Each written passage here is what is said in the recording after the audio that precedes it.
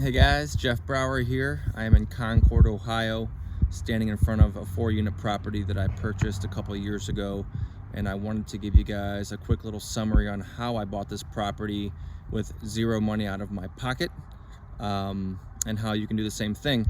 So you can use an FHA loan on a 1 through a 4-unit property as long as you own or occupy it. So if you find a duplex or a triplex or a 4-unit and it's for sale and one of those units is vacant, you can move into the property within 60 days and you can get a loan with only 3.5% down. 3.5% down is not a lot. Normally, if you buy an investment property that is 2 to 4 units, you have to put 25% down, which can be a lot of cash. So I didn't have a lot of money when I first started buying rental properties. The first duplex I ever bought, I only had $7,000 in my bank account, I think at the time, back in 2018. So I used an FHA loan on a duplex, and that allowed me to get into it for $7,000 down. It was a $180,000 property. Lived in 1 unit for 1 year, and then I moved out and rented both, and you're allowed to keep it for life. You can keep the FHA loan going at the same interest rate that you got. What I did though is I realized the leverage, that the possibility of leveraging this loan again, and so I refinanced out of that FHA loan into a conventional, so I was able to use FHA again. A lot of people think that you can only use the FHA loan one time, and that's not true. You can use it as many times as you want, but you can only have one at a time. So I knew I wanted to buy a 4-unit property and maximize the leverage available, so I refinanced out of that duplex, and I searched and searched.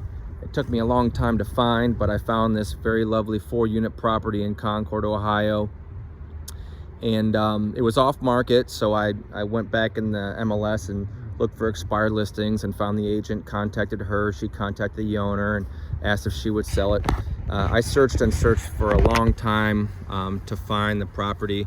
Actually, the duplex that I first bought was off market as well. I sent letters out to everyone that I found on the auditor's site. You can run an Excel sheet off the auditor's site to see the multifamily properties in your county. I sent about 60 letters and found my first duplex. This one I found off market. It was expired. It had been listed for sale a few years before. So one of the units was vacant, and I was able to work through it with my lender to buy the property with an FHA loan. It took about 5 months to close because there were a lot of hurdles involved with the property. A couple easement issues because the water and the sewer lines actually run not to the street, but we're kind of on a corner here. They run through the neighbor's property and out to the corner street. This property right here is a neighbor's property, also a 4-unit. Originally they were owned by one owner, so when they initially did the lines for the water and the sewer, they ran through one property. So I had to work that out, but got it worked out. Closed on the property, moved in for 1 year, moved out, and now I own this property that the payment's about $1,800 a month, and each unit rents for about $800-900. I'm a little bit below market, but the market rent on these is about $1,000 to $1,100. So if you think about a payment being $1,800 a month and rents being, market rents being $4,000, that's a pretty good return, especially because when I bought it, I was actually paid to buy it. I mentioned that earlier. I'll give you a quick little synopsis on the details of this. So I bought this property for $280,000, and so being a real estate agent, I was able to pay myself a little commission. Now, if you're not an agent, obviously wouldn't be able to take advantage of this, but I paid myself a 3% commission. So 3.5% down payment and a 3% commission back, then essentially I was at 0.5% down. Now there's a couple tricks that you can do, even if you're not an agent, in order to get your out-of-pocket money down to a minimum. Cash is king, so I like to hold as much cash in my pocket as I can, save it for the next property. So I want to keep as much cash in my pocket as possible. So what you can do on something just like this is you can see what they're asking for it. So say they're asking $280. What I did then is escalated the price to $285 and had them pay $5,000 in my closing costs. which eliminates $5,000 more that I had to put down. And here are two really good tips, I should say, when you're buying something like this that's going to help you buy it for less money out of pocket. So it's the obligation of the seller to credit you what the rents are. So I always recommend for a rental property, especially if it's occupied, closing on the 2nd or the 3rd of the month. So on the 1st of the month, when the rents are due, that seller is obligated to collect those rents and then prorate you back the delta, the prorated amount, at closing. So if they collect the rents for the 3 other units on this property, let's just, for example, let's just say each unit is rented for $1,000 a month, and there's 3 here rented, 1 vacant for you to move into. So if you close on the 2nd of the month, that $3,000 that they collected on the 1st is prorated back to you for the 29 days remaining in the month. So basically, for all intents and purposes, you're getting a $3,000 credit at closing for the rents.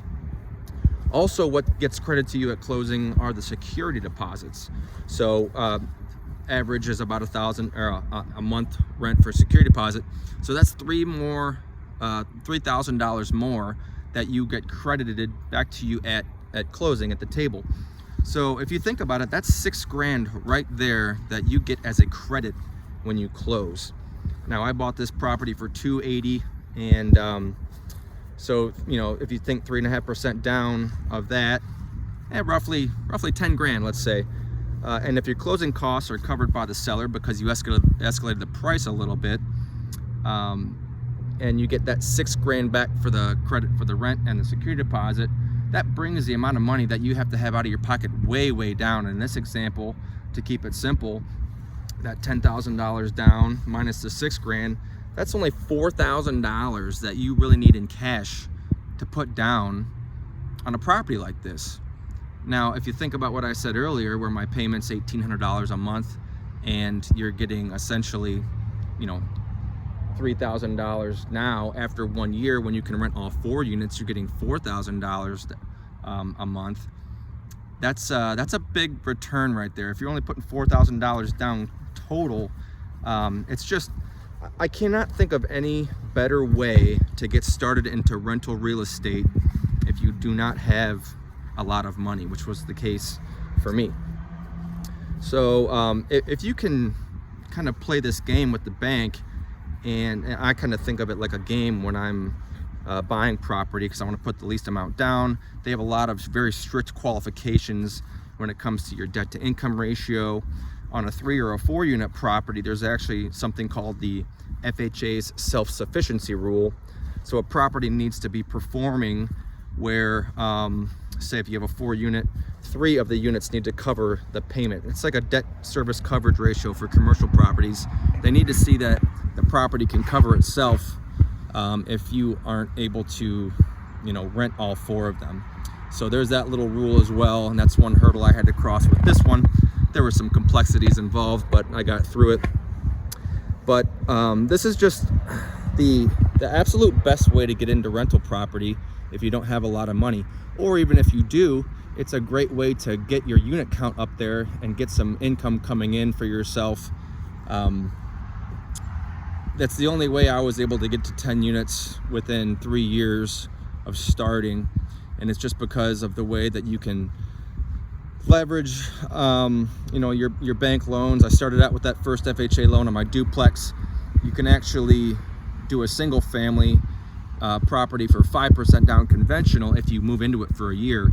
So because I'm a single guy and I was able to move, I did the FHA and the duplex. Then I moved out and did a 5% down conventional loan on a single family.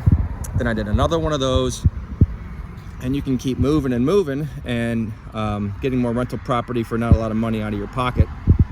We are on Prouty Road here, so it's rush hour, everyone going home for the day.